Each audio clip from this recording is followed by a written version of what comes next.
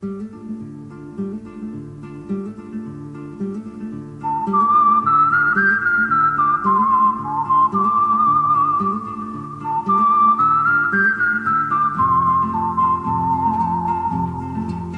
are listening to the In the Mouth of Dorkness podcast. Here are Brad, Lisa, Brian, and Darren. Welcome to another edition of the ItModcast podcast. Joining us is Brian Young, the Turtle Dork. Happy Friday, folks.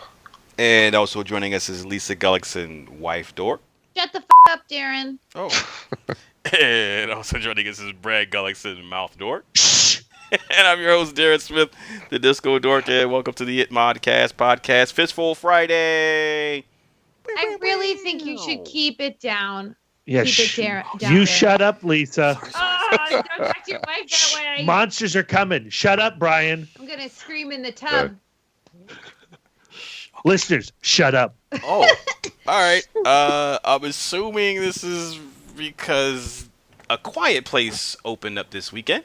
Opens up today, and today we have a fistful of shh or shut up, or as Lisa says, shut the f*** up. Of course I think. I have a very dirty mouth. You do.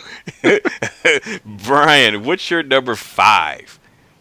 So my number 5, I guess, from everything that we've been saying with the shh and shut ups, one of the most obvious ones that I thought was used kind of brilliantly in a comedy back in the late 90s was. I'm sorry. Okay, no, you hit it. Say it. It's Austin Powers. No, that was gonna be my number 4. Oh, Okay, I'm sorry. I'll come up with something else. No, it's cool. I'm already fucking winging it. I can pull another one out of my butt. It's cool. Well, he does it in multiple films, but yeah, what he does with Seth Green and the whole it's just, I don't know. It seems like an easy joke to tell. It's kind of low hanging fruit when you think about it, maybe in hindsight. But back then, it's so effective in the way that he does it, and the delivery that Mike Myers and Seth Green have back and forth. Their timing with every time he would try to talk, and he would just shush him, and then he would say some stupid phrase, and trying to make a joke, and then the punchline to the joke would be shh, and this.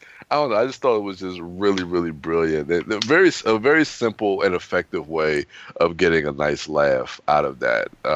So yeah, Austin Powers would be my number 5. All right, Lisa, your number 5. I feel like just for my own ease and comfort, I need to tell the listener that I'm severely underprepared for this episode. Been busy. I've been busy, people. Life happens. Life happens, so I am winging it. You're Brianing in it today. Yeah, exactly. I generally like to be, but okay. So I'm going to dedicate my number 5 to my most favorite friends at our Secret Society of Film Masons at the Alamo Drafthouse, One Loudon. And I'm going to do the film from our last screening of War Games. Yeah. So the scene I'm thinking about in particular is when Matthew Broderick, Babyface Broad, is sneaking through NORAD, and he's hiding underneath the stairs. And I love in movies when people are sneaking around in the room. To go back to our review cast earlier in this week, there's an egregious scene of sneaking around in Ready Player One, where you're in an office and the bad guys are in the office and you're behind a chair, and then they move to the other side of the room, and then you just dash behind the desk as if nobody can hear you shuffling around.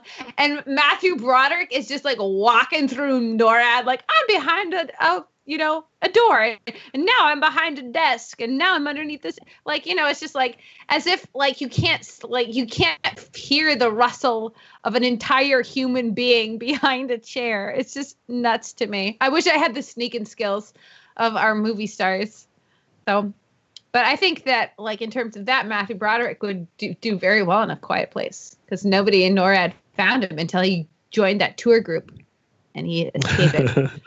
Sorry if I'm spoiling War Games, people. It's from the year of my birth, 1983. It actually came out before I was born because I was born in December. Just rubbing it in.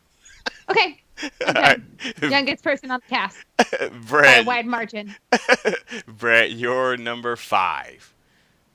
You know, it's really hard to be a teacher. Lisa can attest to this. I can. To It's why I keep quit. your classroom under control. And you have to have patience. You have to be calm. But when you're Detective John Kimball and you've gone undercover at Astoria Elementary School, you have no training to keep your class calm, quiet, and collected. So when Detective John Kimball, Arnold Schwarzenegger, steps out of his classroom to, talk to, what was that actress's name? Penelope Ann Miller and her cute little son. His classroom goes to hell. And when he walks back in and he sees little kids using dolls to look up girls' dresses, he's freaking out and he just screams, "Shut up!"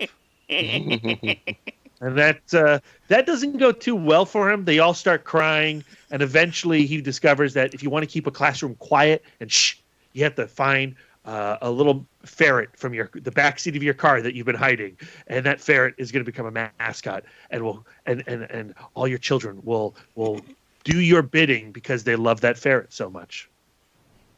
All right. My number 5 is from The Big Lebowski, and is Walter Sobchak. Every time Steve Buscemi's Donnie interjects with a comment, Walter replies, "Shut the f*** up, Donnie." And it's just really funny. I love the dynamic between those two characters.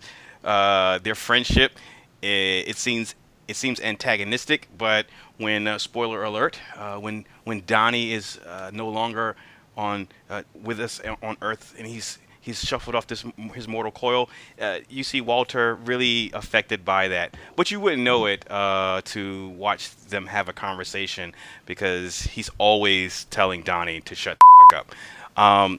I love this film. It's not a secret. I love John Goodman in this. Might be my favorite role of John Goodman's. But and Steve Buscemi, you just feel so sad for him. You feel so bad for him. But it makes for good comedy. And so, yeah, that's got to be my number 5. Walter Sobchak from The Big Lebowski and his "Shut the f*** up, Donnie." Brian, your number 4. So my number 4 is a film that I've probably talked about a few times on the podcast. It's one of my favorite buddy cop films, and is at some point this year, I think, is going to be a future homework assignment for Lisa. And that is Bad Boys 2. The opening sequence in Bad Boys 2, when they're doing the raid on the Ku Klux Klan rally.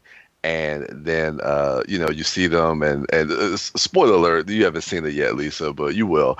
It's in the beginning of the film, and Martin Lawrence and Will Smith come out because they're in some of the white hoodies from the Ku Klux Klan, and they're raiding them because they're looking for this big delivery of ecstasy. And Michael Shannon is in one of the scenes, and he says something where he's like, I'm paraphrasing, but he says we have to exercise we have the opportunity to exercise our rights. And not Martin, but Will Smith looks at him. He's like, "Why don't you exercise your right to shut the f*** up?" And I love that. I love that opening sequence of the movie, man. It's just so much fun. Poor Michael Shannon. And yeah, an early performance from Michael Shannon, and who would have thought that small little role in Bad Boys 2 and where he would be now. But yeah, that's my number 4. All right, Lisa, your number 4. My number 4 comes from the MCU, and it is a moment in Spider-Man Homecoming. So Spidey has been out kicking butt in his Spidey suit, and he thinks he's gotten away with it. He's sneaking back into his bedroom, crawling on the ceiling, just to drop down and discover that Ned is in the room and he drops No! his Lego Death Star, and he has to stop Ned from exclaiming loud enough for Aunt May to hear in the other room that he's fucking Spider-Man. I think that's a good shut the fuck up scene. It's a great What do you scene. think, Brad? Was that a good one? I think that's a good one. That's Okay, a great good. scene. Phew. That's a good pick. I've made it another round. That is Okay, now I gotta think of 3 more. that scene is stressful to me. Oh my gosh, I can't stand Oh, seeing yeah. that Death Star hit the ground. Oh, I do want to. Oh, I know that if somebody dropped my BB-8, or if somebody made me drop my BB-8 with their superpowers, I'd be upset with them. But then I'd be like, I'll be on your team. I'll be the guy in the chair. I'd be a terrible guy in the chair. you'd be I'm awesome I'm at not I'm not good with the technology, but I am good at research. Could There I you be the guy at the card catalog? it. Yep. Could I be the guy hitting the books? Yep. Work that Dewey Decimal System. Brad, your number 4. Yeah. Doom, doom, doom, doom, doom, doom, doom, doom, doom, Ah. doom, doom, doom.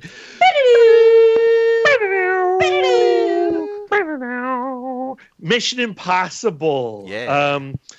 Ethan Hunt, after his team has been slaughtered by a rogue group of agents, he is framed as being the villain of the piece.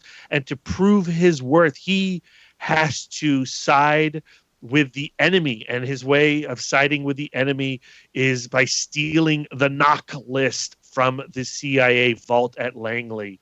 And to do that, he has to hang from wires from very far in the ceiling. He cannot touch the ground at all, or the floor sensors will alert the CIA of his presence. And he cannot make a sound. He can't whisper. He can't sneeze. He can't squeak around in his tight pants. Didn't they have like a decibel meter in that, like that was going up? Okay, yeah, and it's on his like power glove on his wrist. Okay, yeah. And like Jean Reno is the one who's slowly reeling him down into the vault from the air conditioning vent, and the sensor can even pick up the squeaks of the wheel and the rope. So he's got to be real quiet. So he's got to be silent, and he achieves that. Because he gets that knock list, and he uses it as a bargaining chip to root out the evil Jim Phelps, which I know is a travesty and blasphemous for fans of the TV show. But get over it. The film series is better than the TV show. Yeah. Oh, I said it. Yeah.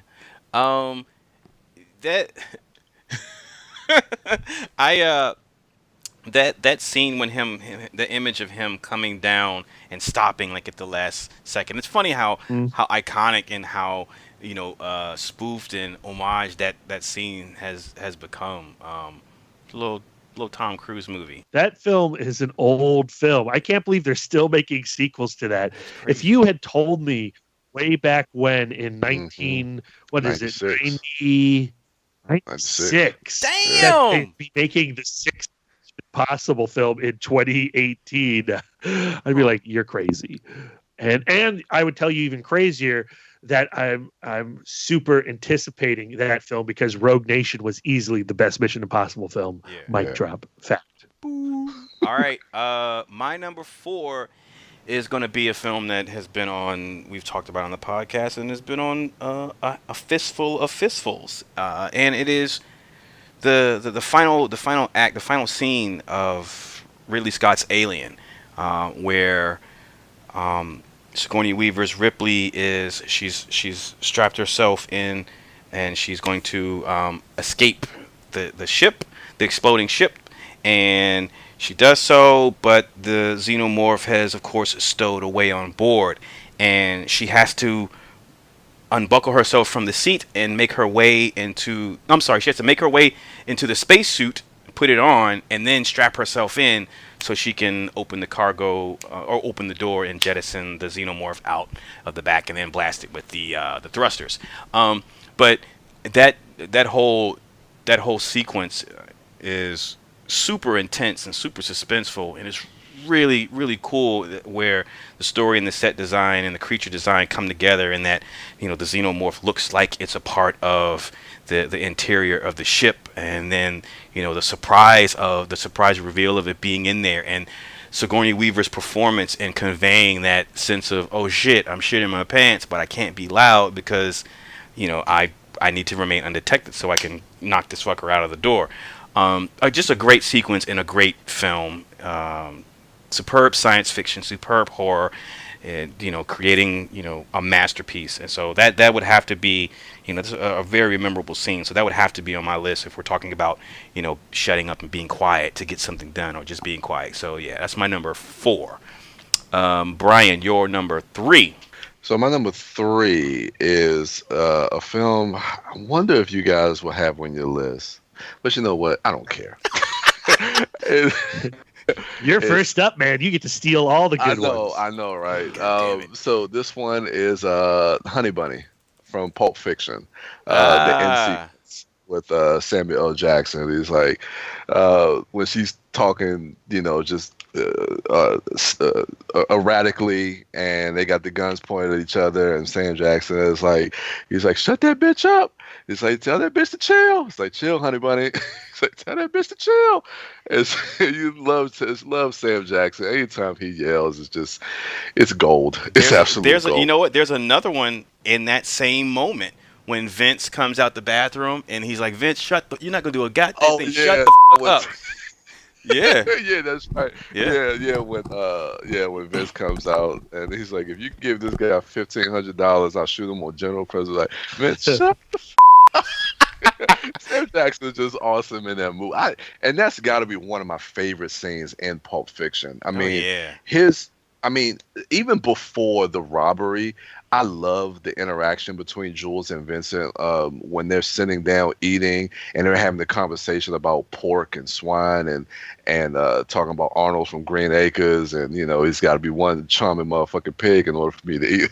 And it's like that whole interaction, and then when you get the interaction between him and Tim Roth, talking about the shepherd. Like, all that dialogue is just absolutely fantastic, and his monologue with that whole sequence and seeing the arc of his character, like, Sam Jackson was just absolutely phenomenal in Pulp Fiction. So that's an awesome scene and a great shut the fuck up. So that's my number 3. That's a good pick. I was scared when you said Pulp Fiction. I thought you were going to pick another one. I think I'm going to use it. So Lisa, what's your number 3? What's your number 3? Do it. I'm trying to nail another one down, but I'm gonna fall on one of my backups. Do it. I guess so. In Predator, calling back to a homework cast, when Arnold Schwarzenegger is hiding in the mud, he's got to be pretty. He's got to be pretty quiet so that and keep his body temp down. He's shutting up that body temp. Yeah. Then being very still. Dutch is in the mud. It's a good one, right, guys? I need a lot of affirmations today. I'm feeling very vulnerable. He had good pick. No, he had to shut up. He had to be quiet. It fits within the theme of a quiet place. Yeah, they be quiet in that film. He definitely had to be I'm only thinking of hiding scenes. I can't think of scenes where people say shut up. And then he was being hunted too. Okay, so yeah. That's a good pick. He had to be very quiet. He had to sneak around. He had to say, shut up, me. Don't get eaten by this alien thing. Oh, you know what you could pick? Or in Predator, when Carl Weathers, when they in the first act, when they're about to infiltrate that camp, and Carl Weathers slides down the hill and makes that noise, and Bill Duke comes up behind him and says, I don't care who you are in the real world, but if you make another noise and you get us ghosted out here, if you get us ghosted out here, I'm gonna bleed you real quiet and leave you here. You got that? Because he was being loud. So that was that's one too. You could use that one too. Okay. Well, I was just using that one to stall. I found the other one. Yeah. I guess save this for later. No, I might do a bonus one at the end to make up for that shitty one. Okay. I like bonuses. Stay tuned. Yes, I like that bonus. Yeah, that is free podcast. Extra. So. Brad, your number 3. My number 3 is the 1978 horror film, I Spit on Your Grave. Oh. And, you know, it's not a film that I particularly like. It's an incredibly uncomfortable watch. It's one of those movies that you experience as a teenager because you've heard that, oh man, this is one of the worst of the worst, the most graphic, terrifying, ugly movies you could possibly see. And you know, and I've pretty much grown past that that type of experience. I have gone back to rewatch this film, especially after it was remade a few years ago. And what I was struck by the 1978 movie is its complete lack of soundtrack, its complete lack of score. The only sounds you hear in the film come from the actors on screen, and the sound effects that they produce. But that silence, you know, there are other movies without scores, but this is the first one that I ever experienced as a teenager, and it is really noticeable the first time you see your scoreless movie.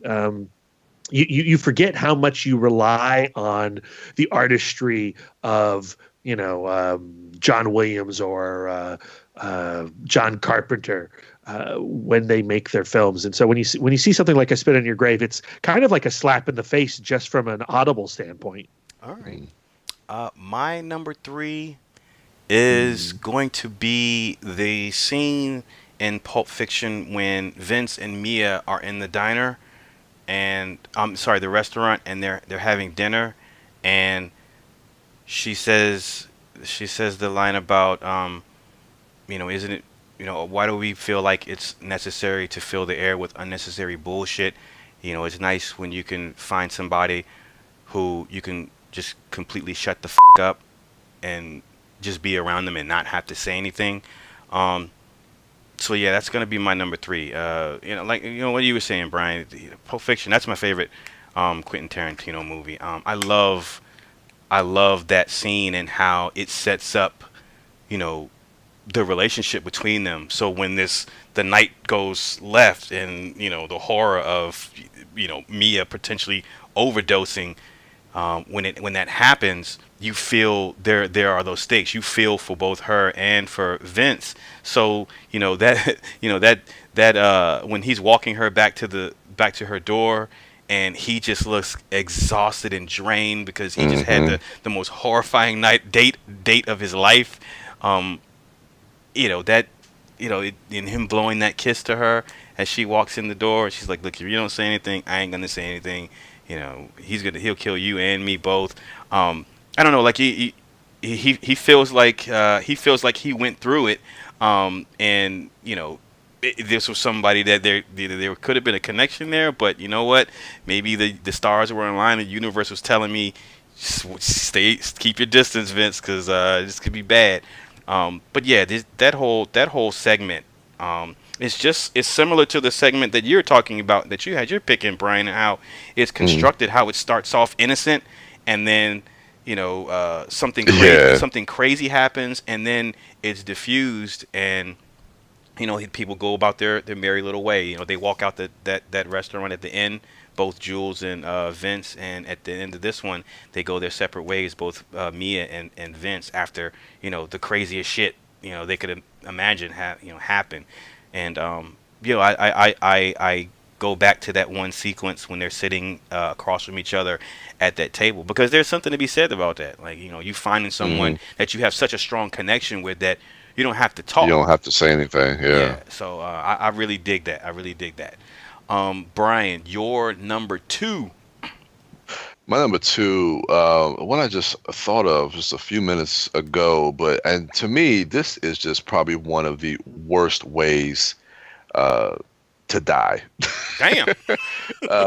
This is if I remember this film correctly. So either if you guys correct me or any listeners can correct me, but from my memory, it would be Saving Private Ryan, and that would be the end with the soldier that they let go, and that came back at the end. The fight that he had. I believe the actor is Adam Goldberg.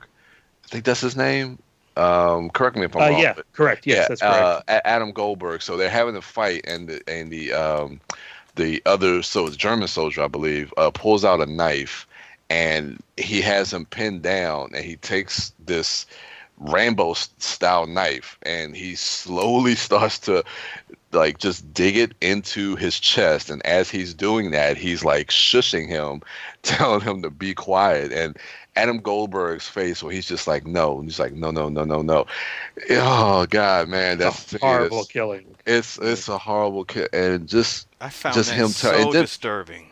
So disturbing. It's extremely disturbing, and just to realize where all that stemmed from with the other guy, the cowardly guy. I forget his name, Jonathan Davies, that actor who played the guy that basically Jeremy Davies.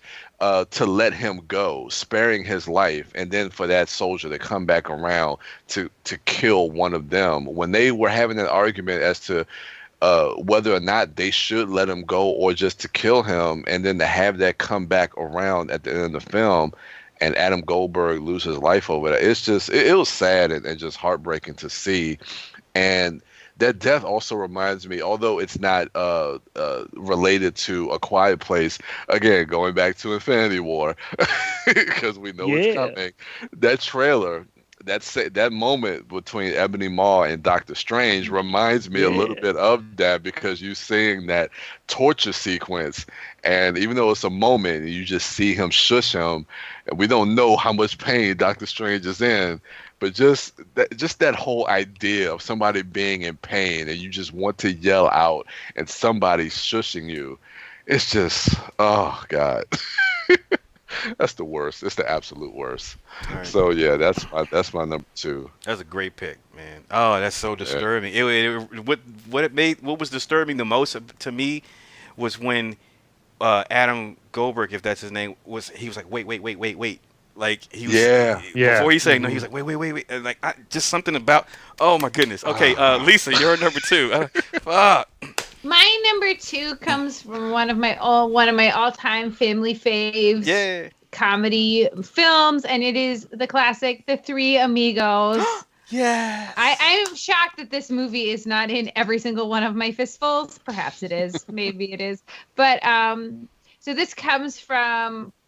So I was originally thinking like, when is an opportunity? Like when did they in Three Amigos? Did they want something to shut up? So I was like, do they say shut up in the singing bush scene? I don't know. Or they at least shoot the bush and shut it up. So that's a thing. Or no, they shoot the Invisible Man.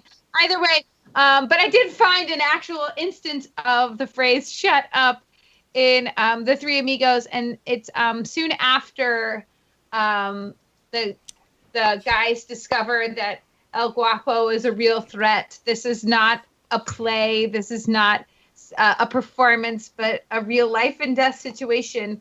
So they're trying to handle this real dangerous guy in a way that they would in a movie. So of course, Lucky starts spouting lines. So he goes, "Not so fast, El Guapo, or I'll fill you so full of lead you'll be using your dick for a pencil."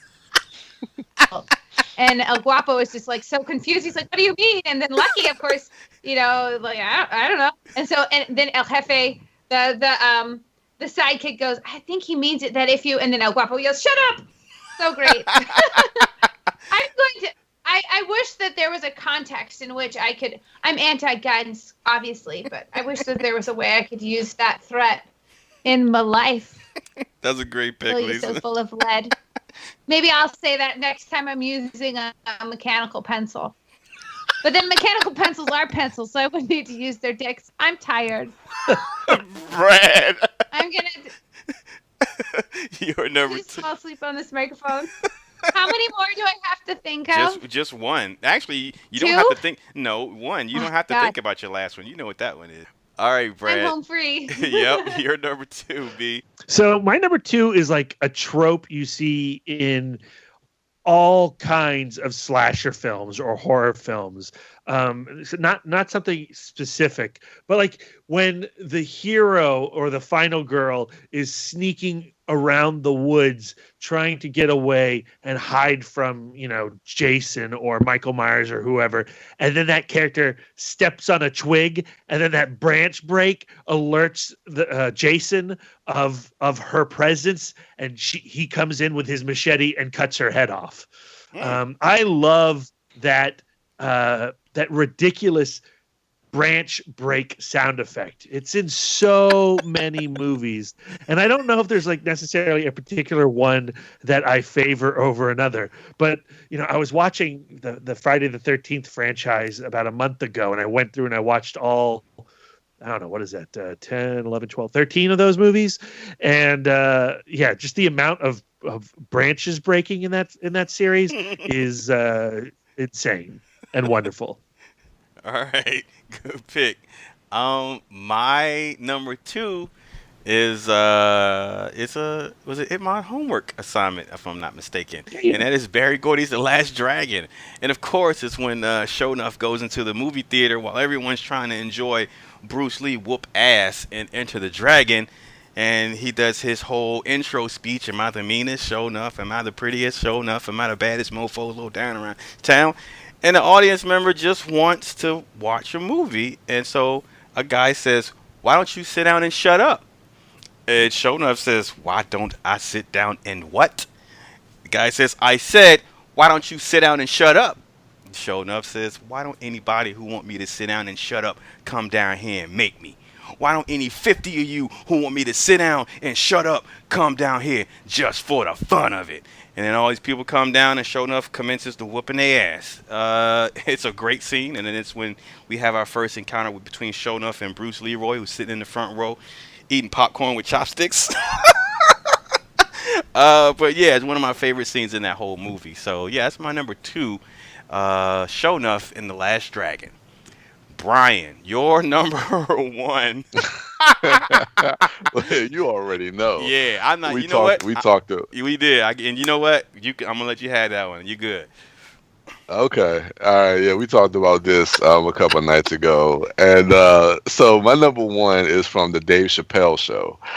The Chappelle Show, and I don't know if you guys are familiar with the Chappelle Show, but this was on my list. This was so close on my list, and I was like, I'm going to say it as my number 1 if Brian or Darren don't pick it. Well, this so is the good. thing. Like when we came up with this Fistful last week, this is literally the first thing that came to my mind.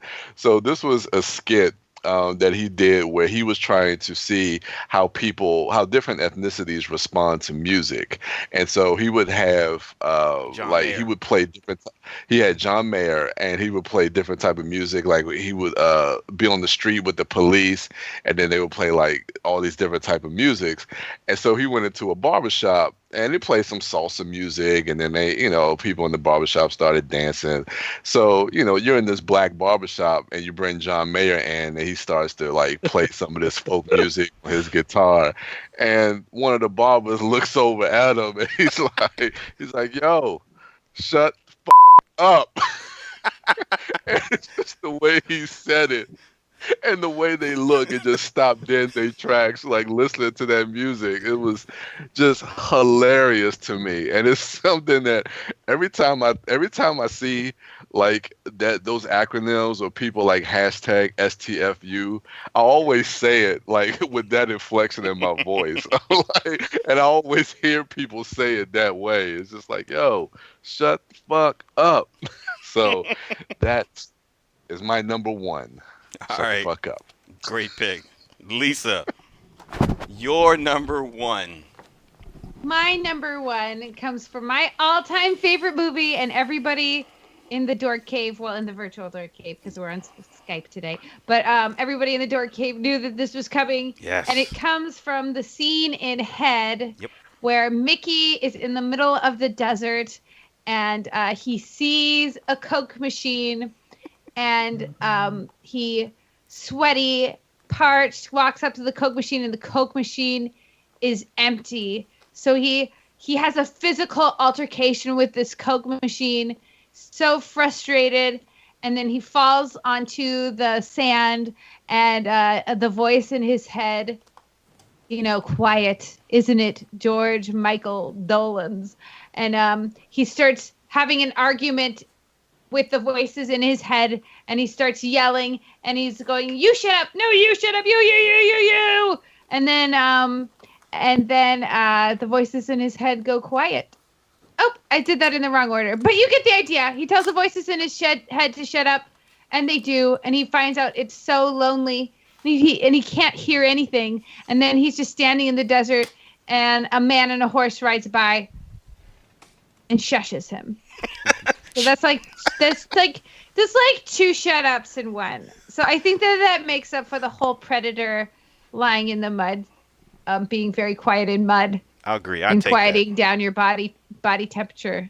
Two shushes. I'll take that. I don't think Mickey would make it in a quiet place though. He likes to make some noise. All right, Brad, your number one. My number one, it's the best kind of shut up that all cinema fans can appreciate. If you have gone to an Alamo Draft House, whether it's the Winchester one out here or the one Loudon, the PSAs, no talking, no texting, shut up. And my favorite one is the one that Kevin Bacon did. Officer Kevin Bacon did for his film Cop Car, where there's an audience member watching his film and he goes, "Oh, what a delightful premise for a movie." And then Kevin Bacon steps out of the screen with his bullhorn and goes, "Hush!" That shut up is so perfect. And he won't stop telling him to shut up, so that the rest of the audience is now getting annoyed with Officer Kevin Bacon. And, they like, "You're not a real cop. You can't do anything. That's just a uniform." And he just goes, "Hush!" That is my favorite, shut up. And then the way it concludes with Kevin Bacon and this giant bag of popcorn. And they say this. Hold on. Let's see if I've got this lined up properly. "You need to text or talk. Take a walk." Yeah, so if you're a talker or a texter in a theater, you're the kind of human scum, and I need you to get off my planet and take a walk, like Kevin Bacon says. All right, great pick. Man, I didn't even think about any of the Alamo PSAs. Those are always good. Yeah. I almost did an entire list of PSAs. Should have. I really love the one with the girl's voicemail. Oh yeah, Magnanimity, States of America. Oh man, that's a good one. That's a good one. That's a good one. It's a classic. Yeah, that's my favorite, I think. All right. And then there's the Darth Vader version of that one. It's a good one. Yeah, Still fun. That's good. Yeah, I like that one too, but I like the original better. My number one. See if I can do this. Remember this without messing it up. Listen, sucker. I'm blacker than the ace of spades and more militant than you and your whole damn army put together. And while you out there chanting at rallies, browbeating politicians, I'm taking out any money-fronting sucker on a Hummer that gets in my way. So I tell you what, when your so-called revolution starts, you call me, and I'll be right down front showing you how it's done. But until then, you need to shut the f*** up when grown folks is talking. That's Black Dynamite. Got to be my number one. I almost went with the one when Euphoria finishes his phrase and it pisses Black Dynamite off. Almost went with that one. But I think I like this one better. Man, it's just a great movie, a great comedy. Yeah. It's how you do homage right. And Michael Jai White was born to play Black Dynamite, and the writing in that movie, the directing, the cinematography, the costumes, all of it just came together to make a very special tribute to blaxploitation films. And a movie with so many different great quotable lines. It was not hard to pull one out. It's hard to choose which one you want to use, but it's you can't go wrong with a quote from Black Dynamite. So yeah, that's got to be my number one. Shut the up. When That's grown folks is talking. Oh man, I can't wait for Outlaw Johnny Black. Oh man, I was telling Brian, I was like, man, because we were talking about Black Dynamite, and I was like, there's no way that movie could be better than Black Dynamite. How can that movie be funnier than Black Dynamite? No. But the thing is, hopefully they have the formula. They know what to do, and hopefully it is, because if so, that just means we got two great movies directed by that guy and by that team. So I'm looking forward to that too. Actually, Outlaw Johnny Black is directed by Michael Jai White. The guy who directed really? Black Dynamite's not doing it. Oh, Scott Sanders ain't. That's didn't a come back? hesitation. Yeah, that's a hesitation. Oh, Nope. That changes things dramatically for me then, huh? I'm still gonna watch it. I but, agree. hmm. Yeah, I agree.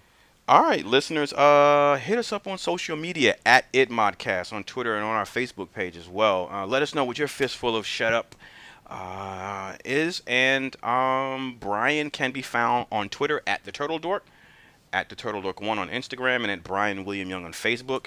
Wife Dork is at Sidewalk Siren on Twitter, Instagram, and Letterboxd. She is also Baked Dork on Twitter.